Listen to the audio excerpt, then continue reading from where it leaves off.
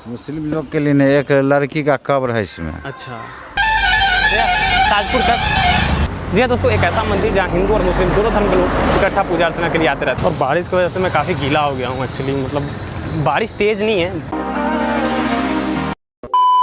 नमस्कार दोस्तों, मेरा नाम है, welcome back to all my dear my channel Bhukkhar traveller. जी हाँ दोस्तों, आज मैं आप लोगों को एक ऐसे मंदिर के दर्शन के लिए लेकर जा रहा हूँ जिसके बारे में पहली बार में सुनकर शायद आपको विश्वास ना हो। जी हाँ दोस्तों, एक ऐसा मंदिर जहाँ हिंदू और मुस्लिम दोनों धर्म के लोग एक साथ मिलकर पूजा करते हैं। आपने बिल्कुल सही सुना, हिंदू और मुस्लिम दोनों। वो इसलिए क्योंकि इस मंदिर के अंदर एक मकबरा भी है जहाँ अक्सर हमारे मुसलमान भाई लोग नमाज अदा करने आते रहते हैं। बाकी कितना कुछ खास इस मंदिर में, कितना कुछ अलग दिखता है मंदिर बाकी मंदिरों से, तो वहाँ चल के और देख कर ही पता लगेगा। तो चलिए शुरू करते हैं अपनी जर्नी। वही पुराना तरीका हिच हाइकिंग, सब लोग ठेठ भाषा में गए तो हाथ दे के और देखते हैं इस मंदिर में खासियत को।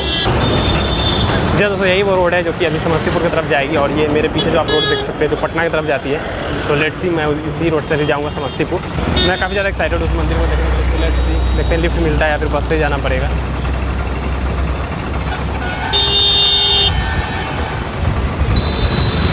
समस्तीपुर की तरफ अंकल, समस्तीपुर की तरफ। जी हाँ, तो जाना है। आप किधर कहाँ तक जाओगे? मैं काजींडा तक जाऊँगा। अच्छा, काजींडा तक। वहाँ से मिल जाएगी लिफ्ट? चलो ठीक। Don't you think we're done?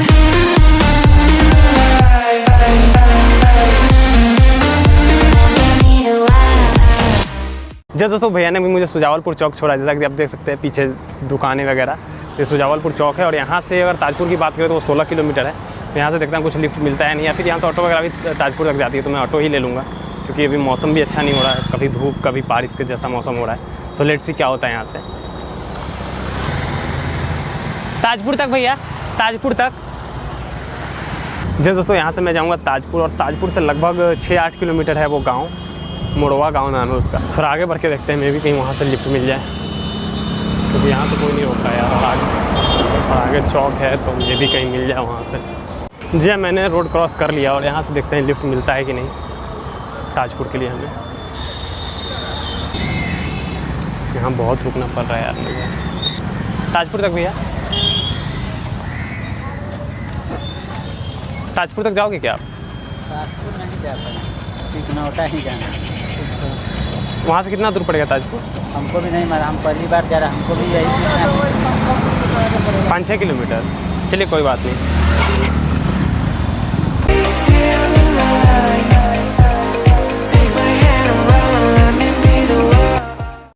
जी दोस्तों, यहाँ पुलिस ने रोक लिया है। मैं एक्चुअली भैया जिसके साथ मैं आ रहा था तो उनके पास हेमलेट नहीं था और शायद लाइसेंस भी नहीं है, तो उन्हें गाड़ी चेक करने के लिए रोक लिया पुलिस ने। चलिए देखते हैं यहाँ से कोई लिफ्ट मिलता है या फिर मुझे ऑटो करके ही जाना पड़ेगा। अभी मैं एक्चुअली बीच में हूँ बिल्कुल भी, यहाँ समझ नहीं आ रहा क्या करूँ। लेट्स यहाँ से कोई लिफ्ट मिलता है या फिर देखते हैं क्या कुछ करना पड़ता है मुझे। ऐसा ही कमाने के लिए कर रहा है ना, कितना गाड़ी वाला तो रोक भी नहीं रहा, ऐसा ही भाग जा रहा है उठा के। पैसा घट गया होगा। जी हाँ दोस्तों, तो यहाँ एक्चुअली ये ऑफिशियली नहीं होता है, ये बस अपना पेट्रोल और थोड़ा बहुत नाश्ता पानी के लिए पुलिस पुलिस लोग करते रहते हैं। तो भैया अभी मिल गया है, ये लोकल ही थे एक्चुअली, तो इन्हें ज़्यादा दिक्कत नहीं हुआ है। जी हाँ दोस्तों, यहाँ मुझे अब ताजपुर तक के लिए लिफ्ट मिल चुकी है फाइनली, और वहाँ से मैं जाऊँगा 8 किलोमीटर अंदर मोरवा गाँव। जी हाँ दोस्तों, अभी मैं ताजपुर पहुँच चुका हूँ और आगे थोड़ी दूर पर गांधी चौक है, वहीं से मुझे दाहिनी तरफ मुड़ना होगा उस मंदिर तक जाने के लिए। तो लेट्स सी क्या ऐसा कुछ रहता है सफ़र मेरा। जी हाँ दोस्तों, मैं मोरवा के लिए निकल चुका हूँ और मैं एक्चुअली मोरवा चौक पे था। तो ये वो भैया लोग हैं जो अभी पल्सर से जा रहे हैं आगे, तो इन्होंने मुझे लिफ्ट दिया है डायरेक्ट, वो मुझे मंदिर तक छोड़ देंगे। चलिए देखते हैं कैसा कुछ खास होता है मंदिर, and excitement level is very up. चलिए देखते हैं।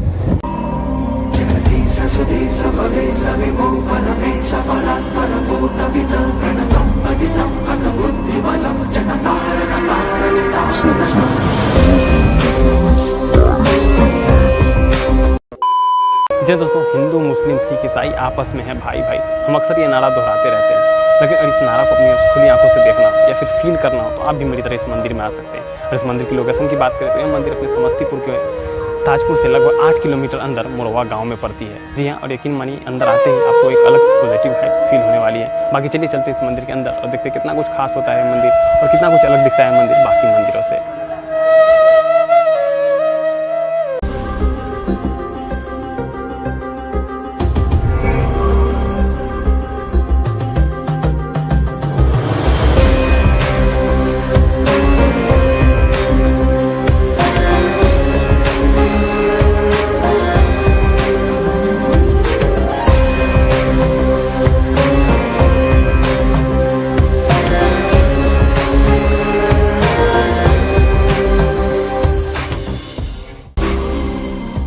जी दोस्तों, इस वक्त हमारे साथ इस मंदिर के पुजारी जुड़ चुके हैं, तो चलिए इस मंदिर से जुड़े कुछ रोचक तथ्य के बारे में जानते हैं। पुजारी जी, सबसे पहले आप अपना नाम बताएं। हमारा नाम बेचन भारती हुआ। मतलब अगर पुजारी जी अगर इस मंदिर की बात करें तो इस मंदिर को किस नाम से लोग जानते हैं, अगर आसपास की बात करें? खुदनेश्वर नाम से जी, खुदनेश्वर धाम के नाम से जानते खुदनेश्वर हैं। नाम। अगर जैसे मैंने यहाँ तक पहुँचने के लिए मैंने जब इसे गूगल पे नेट वगैरह पे देखा था, इसके बारे में बताया है कि यहाँ पे एक भोले बाबा के जो मंदिर है उसके अंदर ही एक मुस्लिम लोग के लिए जो होता है, मुस्लिम लोग के लिए नहीं, एक लड़की का कब्र है इसमें। अच्छा, ये लड़की अनाथ थी, अच्छा, चूँकि मुसलमान के यहाँ बच्चे से वो रही, उसके यहाँ पोसा पाला, अच्छा, इसलिए लोग सब उसको मुसलमान ही कहता था। बिल्कुल। और उसके यहाँ अपना जंगल में जो आके पहले वन था, वन में आके वो अपना गाय चराती थी। जी, उसके बाद जो है सो गाय जो है सो प्रत्येक दिन आती थी और शाम को जब जाती थी तो उसके घर पर दूध नहीं होता था। जी, तो उसका मालिक पूछता था कि आज दूध गाय चढ़ के आई है, बच्चा को पिला दिया है। बच्चा को जब अलग करके बांधा तो तब भी दूध उसको नहीं हुआ, 4-5 रोज़ नहीं हुआ। तो उसके बाद इसको दोबारा कि तुम ले जाती है चराने के लिए, वहाँ दूह करके बेच लेती है कि दूह करके पी जाती है कि ठीक से नहीं चराती से ठीक से चराया करो सो दूध नहीं होता। उसके बाद जो है सो आई तो डांटने के बाद जब आई तो गाय के पीछे पीछे भर दिन जो है चराती रही।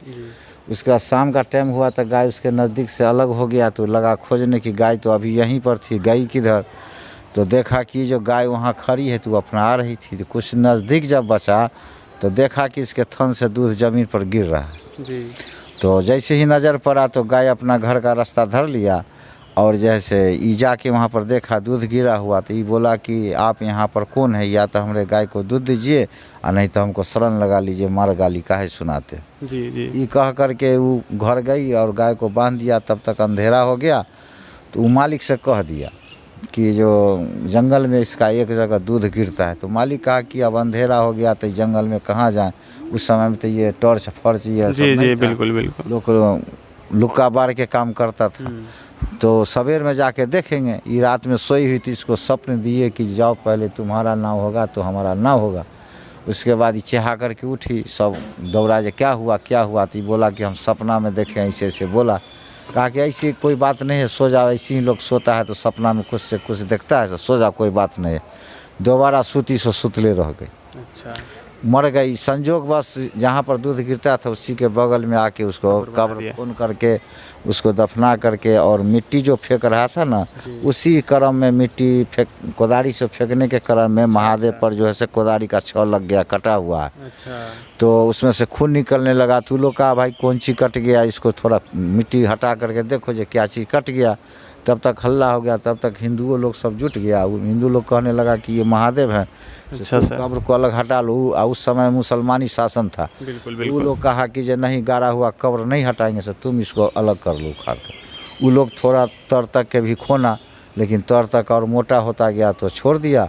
और उसके बाद इसका मालिक जिसको कहा था कि जो ऐसी ऐसी बात जंगल में जो दूध गिरता है, जी, तब वो सबको कहने लगा। उसके बाद जो है लोग चुप हो गया और कब्र को भी छोड़ दिया और बाबा को भी छोड़ दिया। उसी लड़की का नाम था खुदनो, उसी के नाव पर जो है खुदनेश्वर नाथ इनको नाव पड़ गया। उस दिन से लोग अपना हिंदू लोग अपना पूजा करते, वो लोग नहीं आता। अच्छा, मतलब सिर्फ हिंदू धर्म के लोग यहाँ पूजा अर्चना के लिए हाँ। आते हैं। धन्यवाद पंडित जी आपका हमारा साथ देने के लिए।